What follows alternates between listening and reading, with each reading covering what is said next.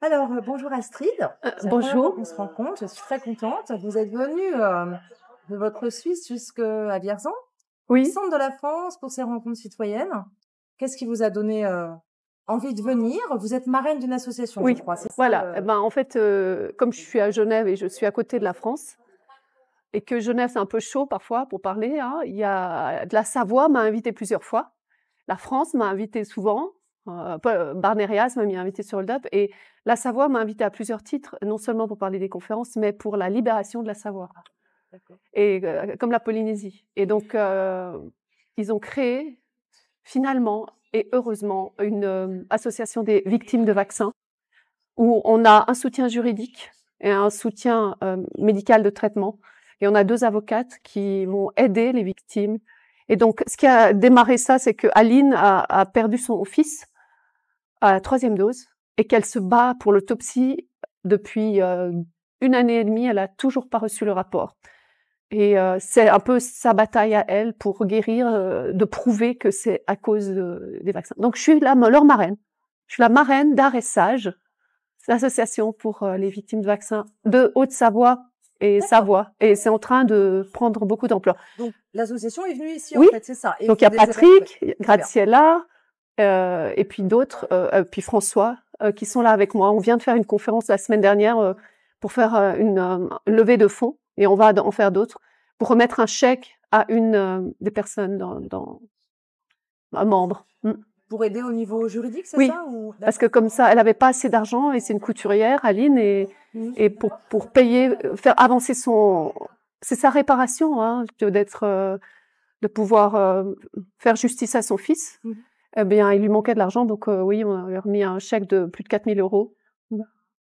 Alors, L'ONU est totalement occupée, d'accord? C'est une dictature par une secte, on me dit. On me dit, ONU, c'est OMS aussi. c'est une secte. Et voilà, ils sont dirigés par des gens qui s'auto-proclament. Non, mais déjà, quand on voit qui est le directeur de l'OMS avec les casseroles qu'il a... Oui, c'est un terroriste. Tout le monde le sait. J'ai plus aucun repère avec les gens avant avec qui j'ai bossé sur le règlement sanitaire international. Ils sont plus là.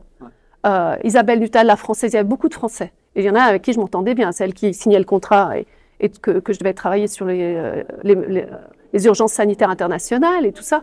Et j'ai super bien collaboré avec eux et avec Lyon. Il y avait une équipe de Lyon. Ben là, personne ne parle. Et il y a des personnes de l'intérieur ou qui sont parties, qui me contactent et qui me donnent quelques infos. Mais les infos, c'est que c'est complètement sclérosé. À l'OMS, ils font du télétravail, donc ils ne voient pas combien il y a de personnes qui travaillent. Ils sont en train de faire un bunker, ils sont en train de faire des tunnels. On ne sait pas ce qui se passe. Et puis, à l'ONU, ils sont en train de boucler les sécurités de sécurité. Et les ONG, moi j'étais aussi représentante d'ONG scientifiques américaines pendant 20 ans, hein. Eh ben, les badges ils sont plus faits. Moi, j'ai eu un badge jusqu'à l'année dernière, l'année d'avant.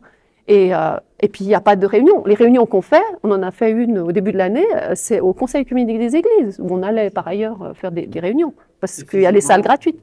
Tout est là. C'est comme une petite ONU City, et toutes les agences qui sont sociales, économiques ou développementales, humaines, sont à Genève. Et là, ils construisent à mort... Alors, c'est comme s'ils font un genre de cité de l'ONU, comme ils en ont une d'ailleurs au Danemark. Ils ont un genre de petit parc.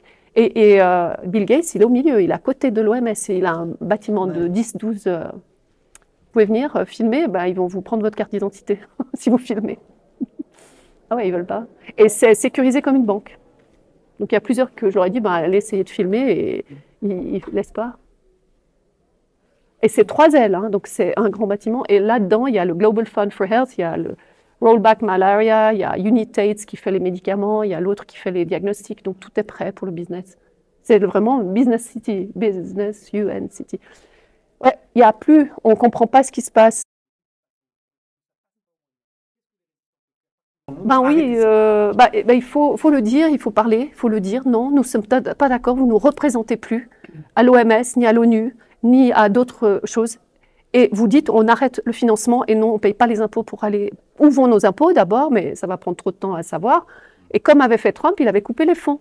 C'était le modèle pour dire, les citoyens disent, non, on ne paye pas pour ces trucs. Non, non, on n'est pas d'accord de payer pour les guerres, on n'est pas d'accord. Il faut que ça parte de la base, mais il faut faire du buzz. C'est très important que les gens soient conscients et disent non. Déjà, spirituellement, tu dis non, l'énergie te stoppe et ça résonne dans l'univers, tu vois. C'est une des règles des francs-maçons d'ailleurs et de beaucoup de sociétés secrètes, c'est que si la personne ne dit pas non, elle consent. Donc, si vous ne dites pas non, vous consentez. Vous devez dire non. Merci beaucoup. Et bonne chance alors.